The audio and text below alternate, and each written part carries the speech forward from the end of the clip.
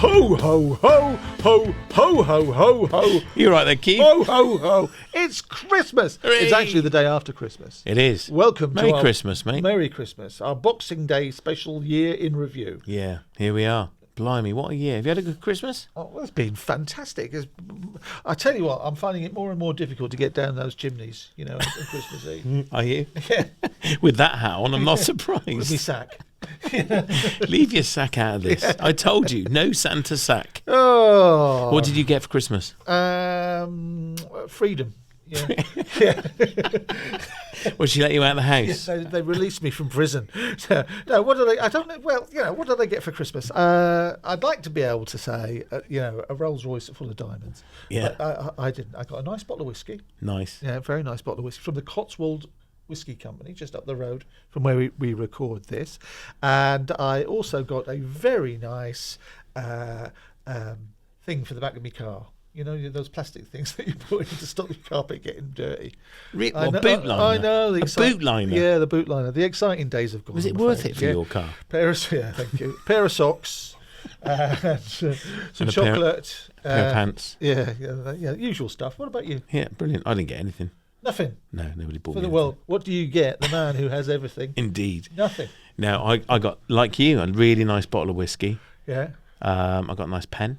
Yeah. Love a nice pen. Do you like a nice, Yeah. do you like a nice pen? I am a bit of a pen fanatic. Are you really? Yeah. And when you learn to write, you'll be able to use it. It's good thing you've got nice. It was for colouring in, actually. Yeah. It's like a box of pens. They're all different colours. Yeah. Yeah. Well, at least it's not crayons like last year. Absolutely. Yeah, and the big one was tickets to the Arctic Monkeys next year. The Arctic Monkeys. Every middle-aged man's favourite band. I'm taking my daughter. Are you? Yeah. Does so she like the Arctic Monkeys? I Or kind of- is I'm she a- just accompanying you? No, she's a big fan. Yeah. She's 16, or she'll be 17 when we go. Yeah. And they're on a tour, aren't they? Big tour, a stadium tour. Yeah. And she really wanted to go, so I bought us both tickets. That'd be fun. That'd be fantastic. This summer. I bet she's really looking forward to going with you. Yeah. And I bought her the CD for Christmas. Did you? Yeah. And have you listened to it? I did. I took it out of the packet. I didn't tell her it was shrink wrapped when it arrived. That's the way they come. It is good, I have to say. They come like that. You'd always tell when you go now for these concerts for bands which are getting on a bit. It always used to be the queues for the ladies' toilet used to be really long. Now it's for the men because of prostate problems. We always end up on Talking the about toilet. Talking about prostate. Well, I was going to say We toilet. did. Deep fried prostate, lovely for Christmas dinner, by the way. Let's look back over the year, some of our statistics and achievements. I know, it's been a big year, isn't it? 50,000 people have downloaded the Motorhome Matt Podcast. That's incredible, isn't it? It is. It is amazing. It's That's amazing. a big number. Every one of them love motorhoming, caravanning and camping, and that's the important thing. And we've regularly hit top 5 all over the world for leisure and automotive. That's Ahead of Top Gear. I know, briefly we were. When we were at the NEC show in Birmingham, we were ahead of the Top Gear magazine. Still ahead. Yeah. I think we were number 3 or number 4. I can't remember now. Yeah. And they're back up top. We're number 14, I think. It's been incredible. But we've been number 1 in Ireland. We've been top 5 in Belgium, Egypt. If you're listening in Egypt, we love you. Thank you very much. Strange place. Australia's been a big one. Dubai. Yeah. I think we did an episode, didn't we, where I went to Dubai. Yeah. All the travel restrictions. So I think that's why we hit top 10 there. But it's been remarkable. Who'd have thought? There we are. And, of course, the NEC show, both NEC shows, but the big one in October, I came along to that one was good, wasn't it? as well. And there's the February one too. The February one was good. We were kind of a bit green then. It was all very new. And, Jordan and I went up and we did a few interviews. I have to say, I was a bit out of my comfort zone. Were you? Well, it was all new. Yeah. I'm still a bit out of my comfort zone, especially in this shirt. Thanks to all of our wonderful sponsors, without whom it would never have happened. Yeah, thank you guys. We really appreciate it. And we've got some great new sponsors coming on for this year as well.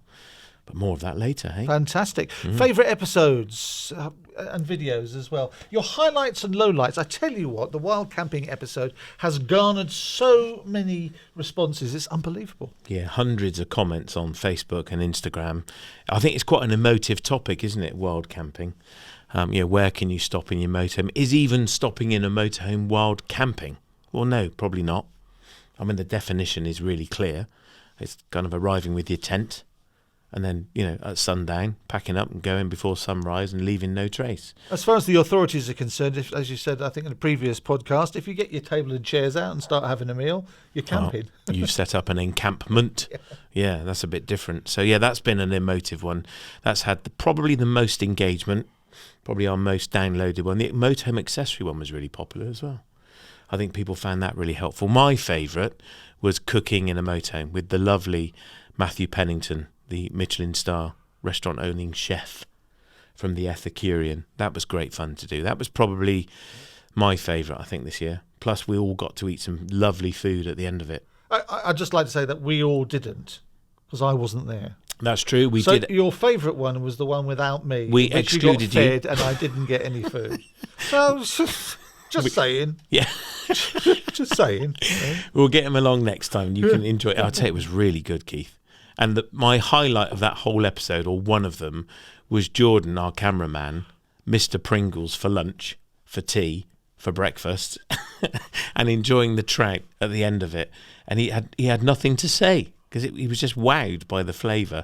I'm not sure he'd ever tasted food like it. Never had fish. I'm not sure he tasted food. Yeah, that's right. What's about this? About your shirt supplier went bust. What's that all about then? They did. Jules went bust. So in our branding, I'm in that Jules shirt. I had one a day for the NEC show. People said, "You got the same shirt on." I said, "Well, it's not the same one. This is my branding." It is. He said as he gave We're me on brand. an orange shirt. Yeah. Well, you had a bright orange T-shirt. Orange Terraline. I got the blue gingham from Jules, and they've gone bust. Is it because of you? Probably. Sorry. I'm amazed because I bought all their blue gingham shirts that they had. So what's next for the Motorhome Matt Podcast, do you think, in the next 12 months or so? Well, I have to say the feed... It says here, carrying on. Carry. Yeah, okay. We'll carry on. Bit more the same, Yeah, if you insist. we're going to carry on.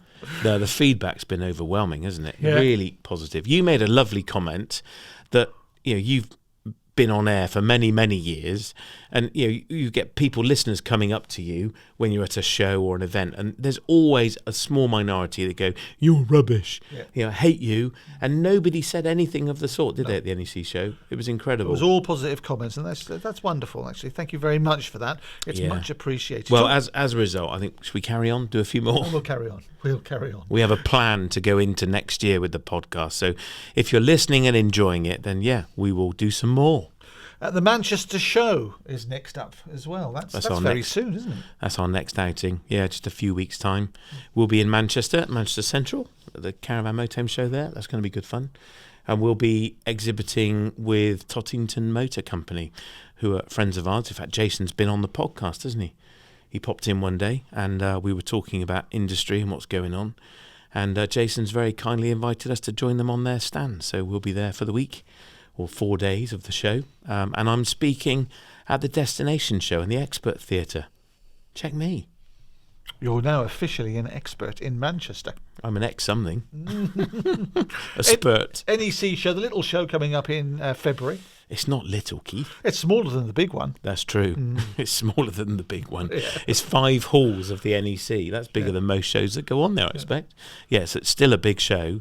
It tends to... The European manufacturers of motorhome caravans, not all of them are there. In fact, most of them are not there.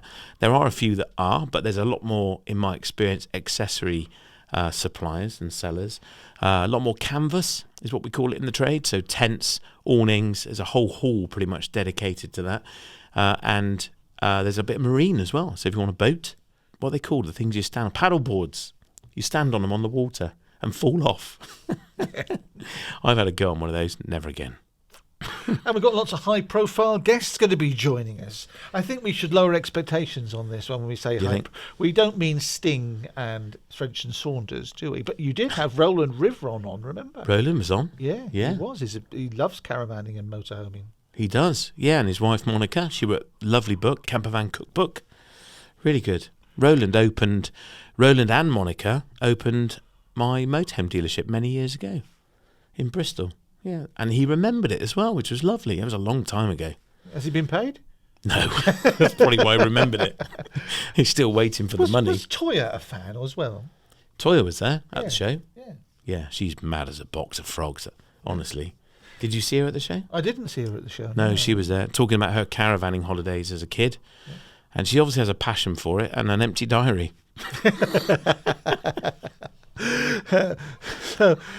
And by the way, now we have all these tens of thousands of people listening every week and looking at the videos as well. If you fancy sponsoring, then why not? Yeah, why not? I mean, the podcast is brought to you by thatleisureshop.com. Always a good deal on offer. It's like Allied Carpets.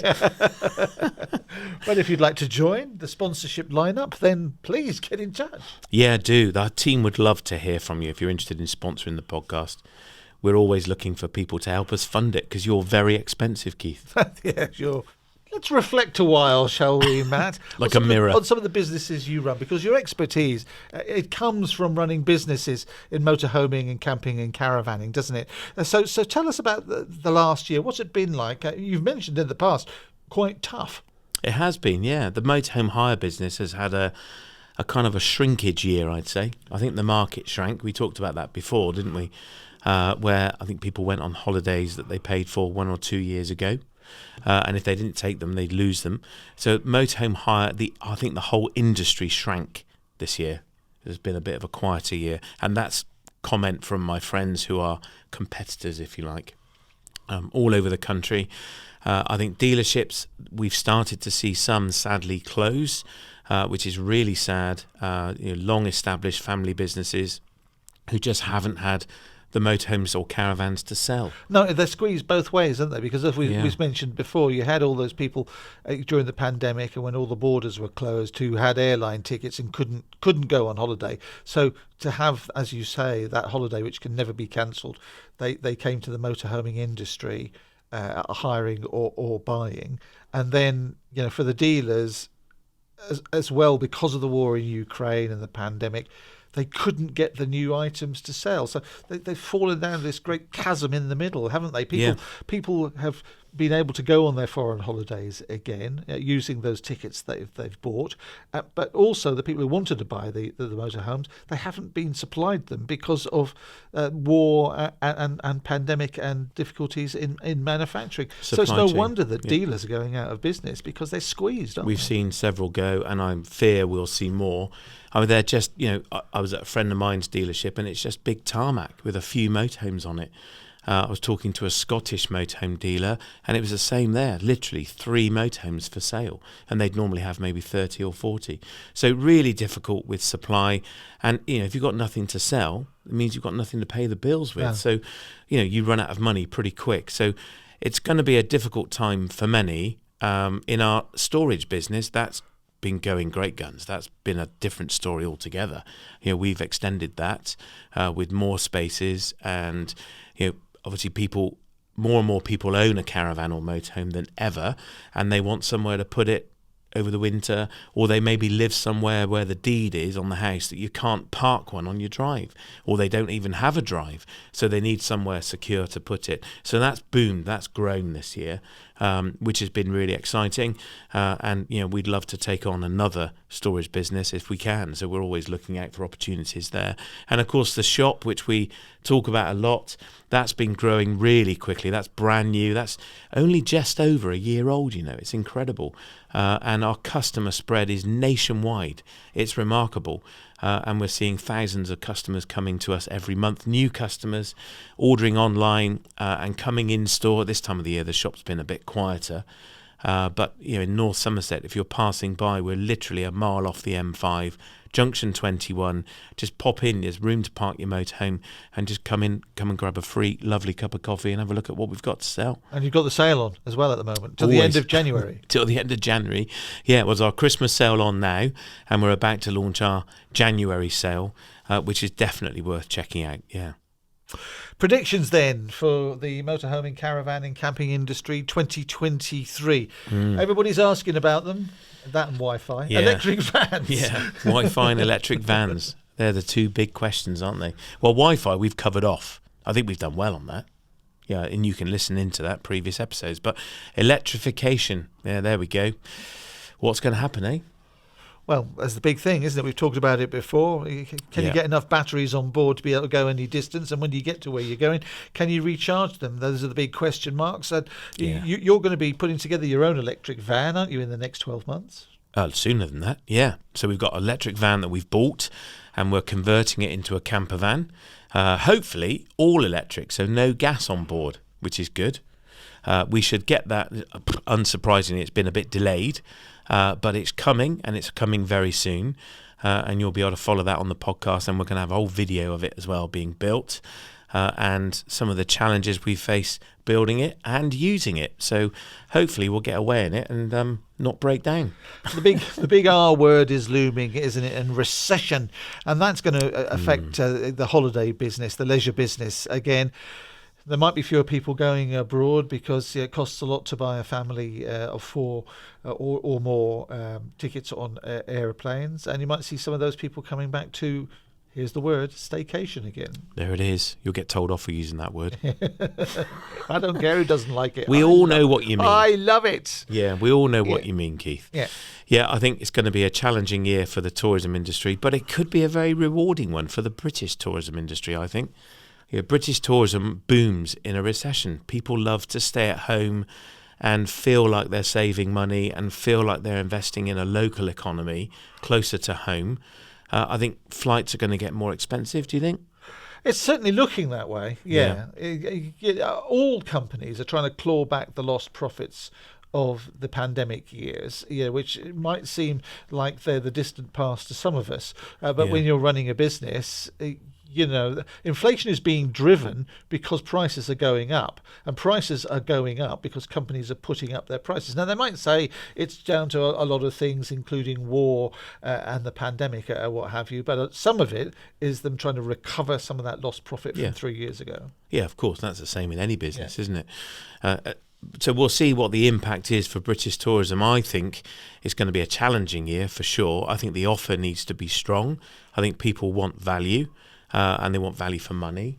But I think people will embrace a British holiday. If we get a nice summer, then, win-win. That's the key, isn't it? It's the weather in this country, which increasingly is getting, warmer for longer. It is, isn't it? Yeah. Well, last summer, 42 degrees or whatever. Yeah, it was. remarkable. Unbelievable. Yeah. Which is great for British holidays, isn't it? And hardly any rain in the summer. Made up for it in the autumn, but hardly any rain. Didn't we just? Blimey.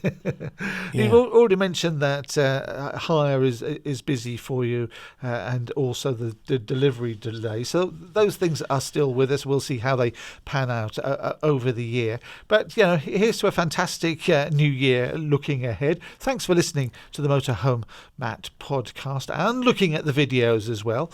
Some brilliant videos you did at the NEC. They were great, weren't they? Yeah, really good. We've still got more content to push out from that show, Yeah.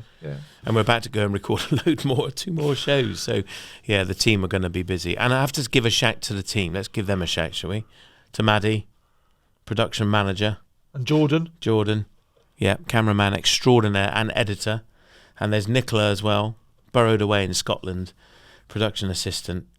And the rest of the team as well, wider team. Eric, walking around with his microphone on a stick. Bless him. And the rest of you as well. Thank you all ever so much for all you've done all year. It's been a massive team effort.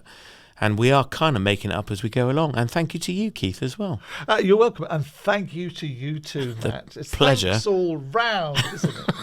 The pleasure was yours. Yes. Now, I fancy a mince pie and a turkey leg. Can I have cream on mine? I mean, mince pie. Very true, and a nice little drink up. Have a great new year. We will see you on the other side. 2023. Oh my goodness, when I was a little ankle biter, I never thought I'd see that year. Thank God I have. Thank goodness you have. Yeah. Indeed. Well, if you've got a question that you want featured in a podcast episode next year, you can give it to us. Just go to motorhomematt.co.uk/ask Matt.